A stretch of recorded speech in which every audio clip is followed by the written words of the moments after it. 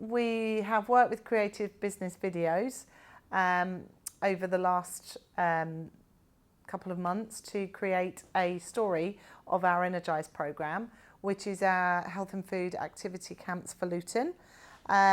So the brief to Tim was all around the different types of programme and the access that the community and the children of Luton could get. I felt that Tim had completely captured that brief. We had a really, really good video that worked along the story that we wanted. Plus we had some additional clips. It was agreed that we were only going to have 3 social media clips. I think we got about 15 in the end. So it was much more than expected. So really pleased with that. They all went out. The professional footage has allowed us to send it to head teachers, use it to the DFE. So we feel really comfortable and confident that the video is all that we needed it to be.